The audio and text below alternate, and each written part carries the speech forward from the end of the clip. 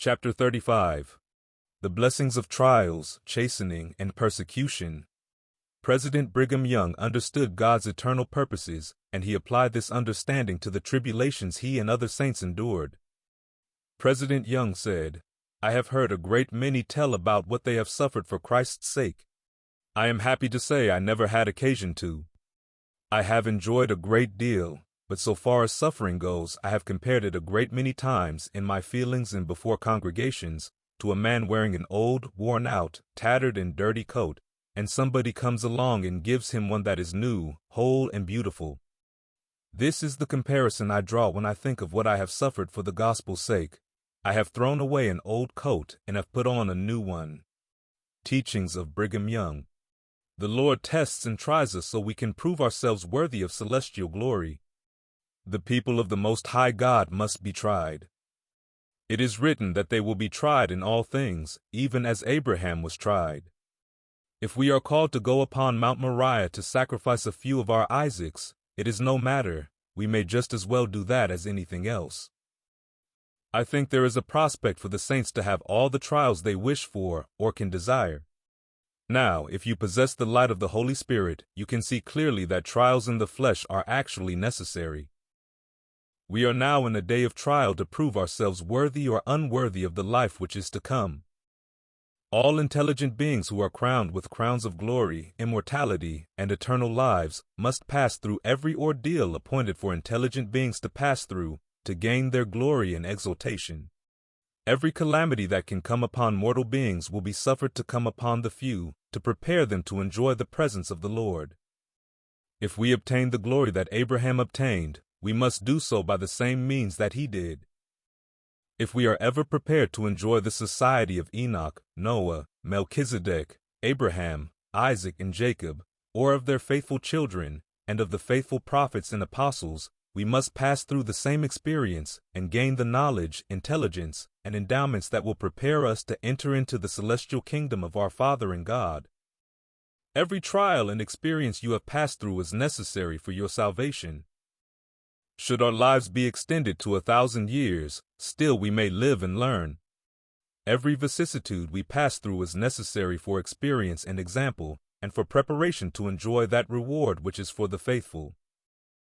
If Adam had not sinned, and if this posterity had continued upon the earth, they could not have known sin, or the bitter from the sweet, neither would they have known righteousness, for the plain and simple reason that every effect can only be fully manifested by its opposite. If the saints could realize things as they are when they are called to pass through trials and to suffer what they call sacrifices, they would acknowledge them to be the greatest blessings that could be bestowed upon them. But put them in possession of true principles and true enjoyments, without the opposite, and they could not know enjoyment, they could not realize happiness. They could not tell light from darkness because they have no knowledge of darkness and consequently are destitute of a realizing sense of light. If they should not taste the bitter, how could they realize the sweet? We are the happiest people when we have what are called trials, for then the Spirit of God is more abundantly bestowed upon the faithful. I say to the latter-day saints, all we have to do is to learn of God. Let the liars lie on, and let the swearers swear on, and they will go to perdition. All we have to do is to go onward and upward, and keep the commandments of our Father and God, and he will confound our enemies.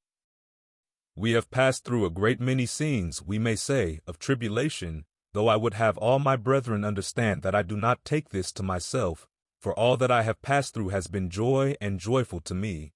But we have seemingly sacrificed a great deal and passed through many scenes of trial and temptations, no doubt of this. We have had to suffer temptations, more or less, and we have taken the spoiling of our goods joyfully. I have, myself, 5 times before I came to this valley, left everything that the Lord had blessed me with pertaining to this world's goods, which, for the country where I lived, was not a very little. As to trials, why bless your hearts, the man or woman who enjoys the spirit of our religion has no trials, but the man or woman who tries to live according to the gospel of the Son of God, and at the same time clings to the spirit of the world, has trials and sorrows acute and keen, and that, too, continually. Cast off the yoke of the enemy, and put on the yoke of Christ, and you will say that his yoke is easy and his burden is light. This I know by experience. The Lord helps the disobedient become humble by chastening them and allowing them to be persecuted. When we look at the latter-day saints, we ask, is there any necessity of their being persecuted? Yes, if they are disobedient. Is there any necessity of chastening a son or a daughter? Yes, if they are disobedient. But suppose they are perfectly obedient to every requirement of their parents, is there any necessity of chastening them then? If there is, I do not understand the principle of it. I have not yet been able to see the necessity of chastening an obedient child, neither have I been able to see the necessity of chastisement from the Lord upon a people who are perfectly obedient. Have this people been chastened? Yes, they have. Those who turn away from the holy commandments will meet trials that are trials indeed. They will feel the wrath of the Almighty upon them.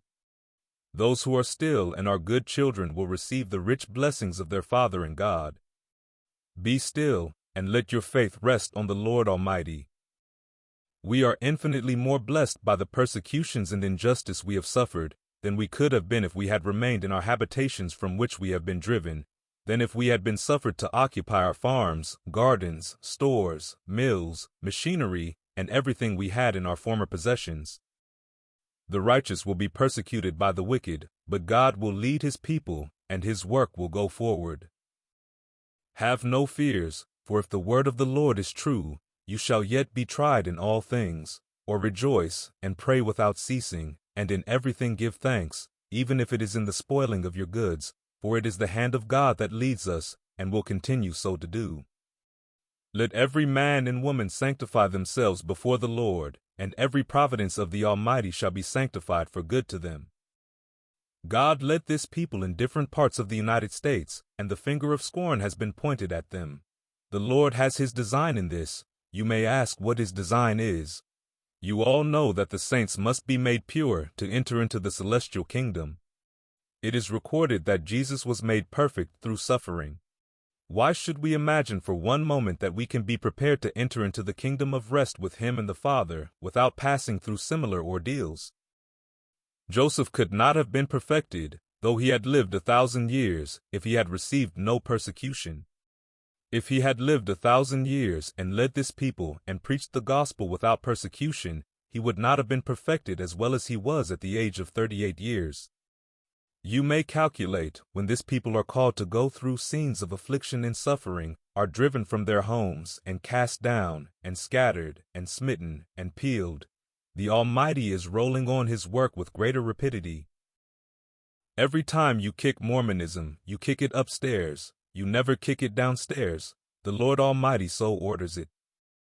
If we did not have to bear the iron hand of persecution, the principles we believe in, which attract the attention of the good and the evil upon the earth, and which occupy so many tongues and circumscribe their philosophy, would be embraced by thousands who are now indifferent to them.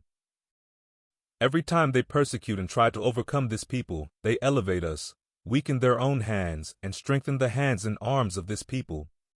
And every time they undertake to lessen our number, they increase it. And when they try to destroy the faith and virtue of this people, the Lord strengthens the feeble knees, and confirms the wavering in faith and power in God, in light and intelligence. Righteousness and power with God increase in this people in proportion as the devil struggles to destroy it. Let us alone, and we will send elders to the uttermost parts of the earth, and gather out Israel wherever they are. And if you persecute us, we will do it the quicker, because we are naturally dull when let alone, and are disposed to take a little sleep, a little slumber, and a little rest. If you let us alone, we will do it a little more leisurely, but if you persecute us, we will sit up nights to preach the gospel,